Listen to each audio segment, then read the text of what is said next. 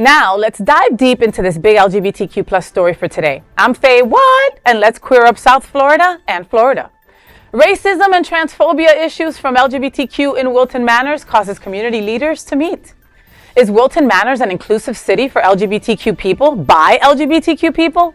Some are suggesting perhaps not. On December 17th, an altercation occurred with Legacy Builders leader LaTanya Hobson. On social media, she described an exchange where the N-word was used against her at a business at the Wilton shops. There was an extensive response discussing if Wilton Manors is a community that is only for white gay men. Thursday, a community leadership meeting was held to discuss racism and homophobia inside the LGBTQ community of Wilton Manors. Leaders from nearly 20 diversity queer organizations and social justice advocates met at Ujima Conference Room to discuss the problem and potential actions. Al Ferguson, executive producer here for Hotspots Happening Out, attended and is largely reporting this story. Hobson went into great detail of the December 17th event, and others discussed the frequency of racism and transphobic events that some white gay members of our community exhibit. Trans Inclusive Group's executive director, Tatiana Williams, said, quote, "Wilton Manors is performing exactly as it was intended to," end quote, referring to the community structure built for white gay people. The often tense exchange told stories like why the Black and trans community fear for their safety in Wilton Manors and how other, even straight neighborhoods are more welcoming. Many discussed that they believe the community nature itself empowers individuals to be able to express racist and transphobic attitudes and actions. One participant said, quote, "I wonder if they know in the Black community we call it white manners," end quote. Another said, quote, "Wilton Manors is not a community of color," end quote. While still another community leader said, quote, "I don't feel community in the LGBTQ community. It is not what is being represented," end quote. Political activist Michael Albetta discussed the Wilton Manors HRC rating. He explained that despite a 100% score in a sub-area, that city received a C evaluation in relation to community and government commitments. The meeting participants discussed options including a town hall, a community march, to even call for a boycott over awareness. The meeting drew attention to the contradiction of marginalization of LGBTQ people and at the same time LGBTQ willing to marginalize members in their own queer community. At the meeting, Vice Mayor Chris Caputo expressed his sadness in the incident and the perception of discrimination in Wilton Manors. He is hosting a meeting tomorrow, Tuesday, to discuss specific issues to address. They included how the city can be supportive, WNBA business alternatives, and more. Queer News Tonight will continue to follow this story closely. Let's begin by saying that racism and transphobia is not okay. Okay, it's not okay at all. And many people flee to Wilton Manors for a place of safety, for a place that they know that they can be seen, heard, and be safe, you know? So it truly saddened me to see that this happened to LaTanya, right? It is not a one-time thing. This has happened. I have other friends that are Black that have had similar situations like this happen to them in Wilton Manors, you know? It's got to stop. This is not the first that this conversation has come up. Hotspots Happening Out has hosted a town hall in the past. There has been certain things that have come up that we've tried, that people have tried to get this conversation going. I don't know if it's fallen flat. I don't know what's come out of this, but I know that it's a huge problem and something needs to happen. People need to react. People need to do something. You know, there's going to be a meeting tomorrow, and hopefully something will come up from that. William, you were telling me something that the Bears were doing. Yeah, so the Bears of South Florida, at one of our board retreats, we talked about how we can make our group more diversified and also welcome the trans men to our pool parties. And so we as a group promote everybody's welcome. We welcome all our new members, whoever's a new member to our group, and that really increased our diversity. We also talked about having a trans men come to a pool party so that we're prepared and make sure they're welcome. And unbeknownst to us, a trans man had come in the interim to a pool party and sent us a great letter saying how warm and welcome he felt. And that for us is just our community itself trying to work on it within our own group. Yeah. So if we could spread that to all the other communities and different organizations, maybe we need to have a diversity training for all the nonprofits so all the leaders know how to approach and make sure everybody feels warm and welcomed. Because this should be a safe harbor for us in our community, because everybody else attacks us in our group. we should be protecting each other within our group. We should be like a mother hen at Wilton Manors. Yeah, and that's, I mean, it breaks my heart to hear. Let's first state that everybody at this table, none of us can say that we've lived the experience of being black or being called the N-word or going through this kind of racism. I am a Puerto Rican Colombian girl, and my marginalization is brown, and we deal with our own stuff. You know what I mean? But I can't say that I know what that experience is like, right? It saddens me to hear someone say Wilton Manors is for and made for white gay men. You know, as 3 gay white men, what do you say to that? Well, first of all, I think that we should apologize on behalf of everybody else in our community. That is warm and welcoming. We're sorry this happened to you, or if this happened to anybody else. We apologize. This should not happen, but we need to make this a better place for everybody.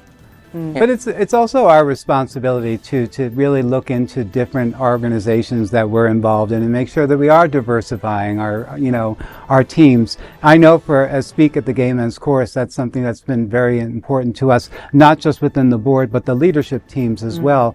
We have a vice president that works specifically with the members of Equity, Access, and Belonging. So that's helped to diversify our membership as well, and that also diversifies our audiences too. So it's something that's important to us, and I've been seeing a lot of board changeover with that as well. You know, bringing in different, not just people of color, but also of genders too. So and that's what has to start to trickle, I think, into a lot of how people may want to run a city and stuff. And you have to look at what's being represented, and if there is a group that feels like that they're being mistreated, they do need to be here to be heard, and this is the type of platform that they need to express that. We do have a lot of work to do. It's not to say that we've ever rested on our laurels. Yeah. We do know that it's out there. Yeah. And as somebody that it wants to be supportive of all communities, I have to start by educating myself and speaking out on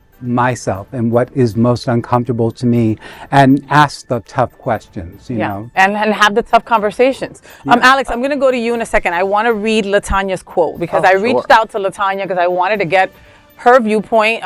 She has been a guest on our shows. She has been an incredible advocate. She's a consultant on a lot of things. Legacy Builders is one of the most influential community leadership program that is just doing big things. And when I saw her posting about her being called the N-word right there on Wilton Manors, I was freaking blown away. And then my second thought was I got mad. And then I thought, how long has community been feeling like this, and how come nothing has been done, right? So her quote was, reflecting on the history of racism and segregation in Florida, there are important truths that need to be acknowledged. Florida has the most recorded lynchings in America. That is why it's just as important to support museums, libraries, cultural diversity programs, and activations like Legacy Juneteenth Productions. It's essential to recognize the legacy of pain and trauma that continues to affect communities today because it is disguised in our community so well. I'm working on no hate initiatives with Vice Mayor Chris Caputo, Chief of Police Blocker, along with FBI Civil Rights Hate Crimes Task Force for the City of Wilton Manors, and concrete plans for South Florida with community leaders such as Tatiana Braxton, Lorenzo Robertson, Amy Bloom, Morgan Mayfair, and many, many more.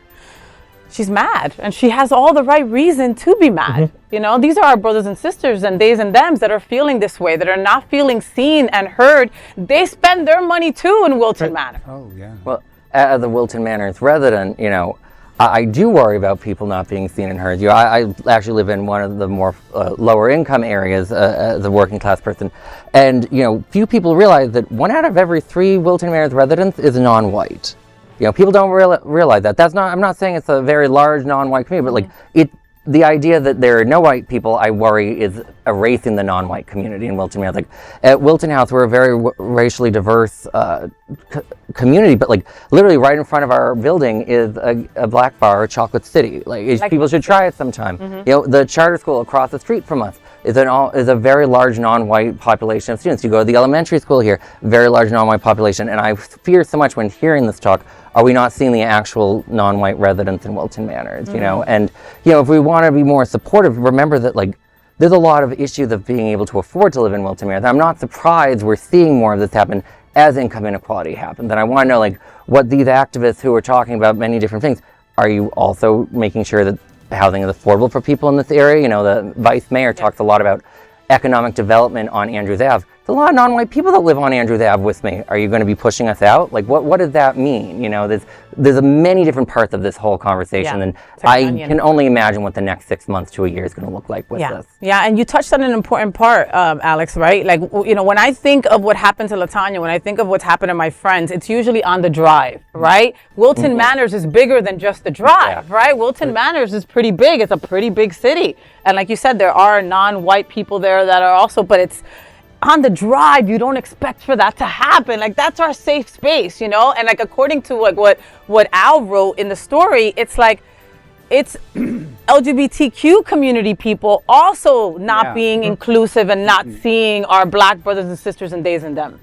And I think that's really important to emphasize, because, you know, you get a lot of tourists here too, and you don't know exactly the walks of life that they come from. So, you know, when you're seeing things like happening in our community, you need to speak up. It doesn't matter what's happening, you know, because we have to protect ourselves, you know.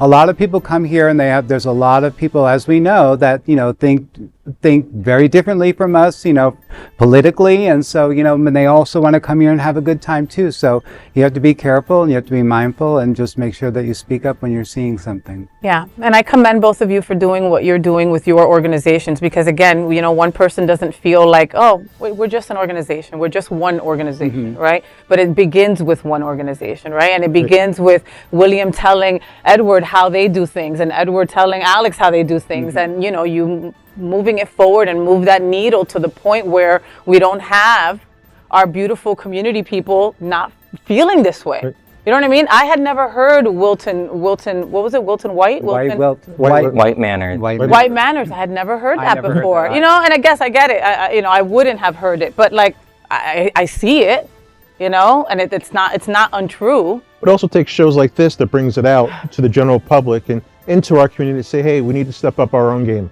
So, you know, thanks to this show, we're actually, you know, we're helping. It's one of our pillars, William. It has to be one of our pillars, right? And again, we go back to the things that we've learned many years ago. See something, say something, right? You're with somebody and you see some shit that doesn't seem right to you. You know, you've got that this ain't right. You know what I mean? And I don't need to explain to you, if someone's screaming the N-word at somebody, that is definitely the hell not right, you know? You know, I was filming something outside of No Manners a couple months back, and there was a person that walked by that thought I was trans, right? And threw something over. It's like, we don't want you trans people in here. And, you know, and for a moment, I felt what a trans person might feel in that situation. And I was so saddened. And I was so like, I wanted to get into the fetal position. And I automatically thought about my trans brothers and sisters and what they've got to go through in our safe community. You know? I don't know if it's CCTV. I don't know if it's more, but we need to do more. I don't want my Black trans friends to not feel safe in Wilton Manors. They should feel as safe as the four of us do. Correct. So that is the big LGBTQ story for today. There is no other queer nonprofit media platform like this in the entire world. So make sure to support our LGBTQ stories by subscribing and sharing Queer News Tonight.